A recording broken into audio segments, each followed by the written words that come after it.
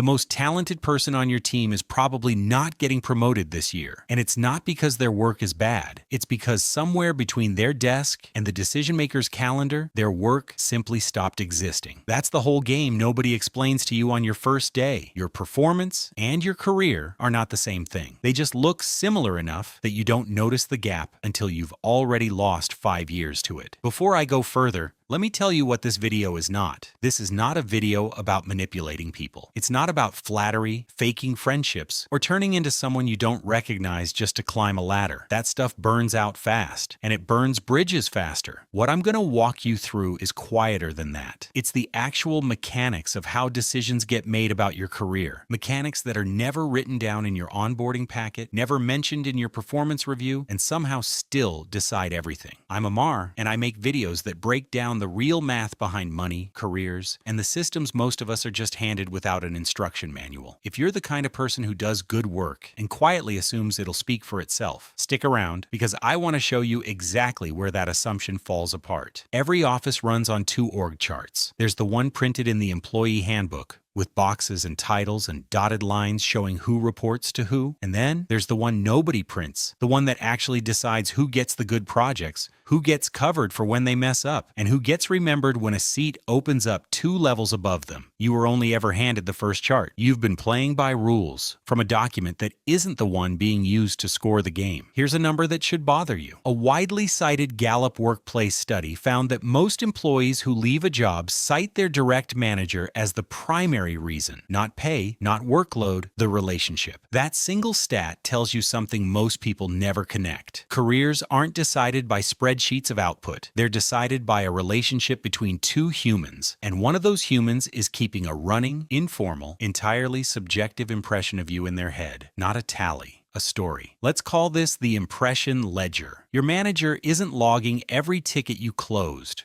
or every deck you built. What they're actually carrying around is a loose collection of moments. The time you caught an error before it became a problem. The time you went quiet in a meeting when you clearly disagreed. The Slack message you sent at 11 p.m. that nobody asked for. These moments get compressed into a single word in their head. Reliable or not, visible or not, worth fighting for in a budget meeting or forgettable. That word is what gets you promoted, not your actual output. Let me tell you about Alex. Mid-level analyst, 3 years at the same fintech company, consistently the person who caught the modeling error before it went to the client. Alex never sent status updates, figuring the manager could see the calendar and the commits, so why narrate the obvious? Meanwhile, a coworker 2 desks over sent a Friday afternoon recap every single week. 3 bullet points. Nothing dramatic. Just what he did, what he was blocked on, what was coming next. When headcount got cut that winter, the manager had 18 months of concrete, dated evidence of exactly what the second guy contributed. For Alex, he had a general sense that things were solid. Solid doesn't survive a budget meeting. Specific does. Alex was let go. The guy with the Friday emails wasn't even in the room when the decision got made, and he didn't need to be. This is the part that actually explains the mechanism, and it comes from psychologist Daniel Kahneman's research on how people evaluate experiences. We don't remember things accurately, we remember the most recent and most vivid version of them. Your manager isn't lying when they say they don't remember your Q1 project. Their brain genuinely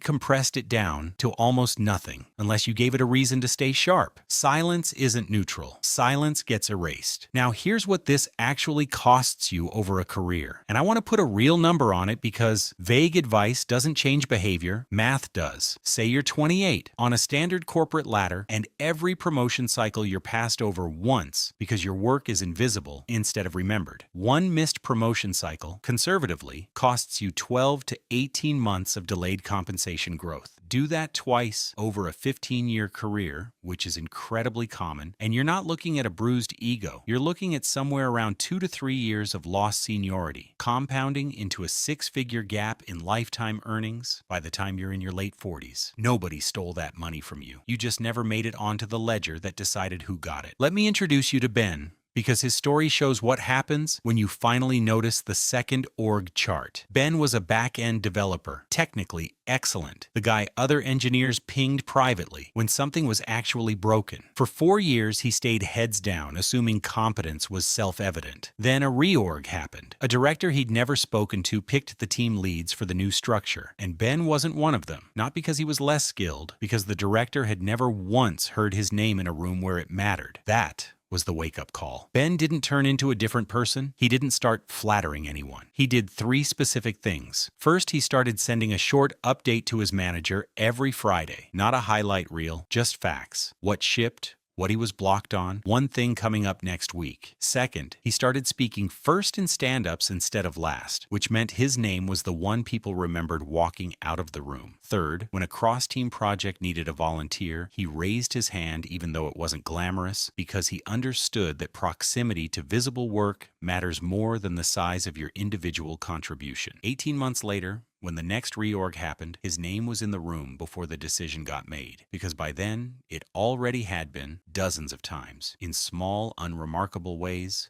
nobody would call political. Now I know what some of you are thinking. This all sounds exhausting, like a second job on top of your actual job. And here's the honest answer. It is a little bit of extra effort, but it's not dishonest effort. Documenting what you did isn't spin. It's just making sure your reality reaches the people deciding your future, instead of dying quietly in your own head. The alternative isn't neutral either. Staying invisible doesn't protect your integrity. It just guarantees someone louder gets credit for your work. Timing matters here too, and this is the part almost nobody accounts for. The same request, the same idea, the same case for a raise lands completely differently depending on when you bring it. Pitch a big idea the week your manager is drowning in a product launch, and it dies regardless of quality. Pitch it the week after a successful quarter, when there's actual bandwidth and goodwill in the room, and the exact same idea gets funded. Reading the room isn't manipulation. It's paying attention to the actual conditions your request has to survive in, instead of pretending good ideas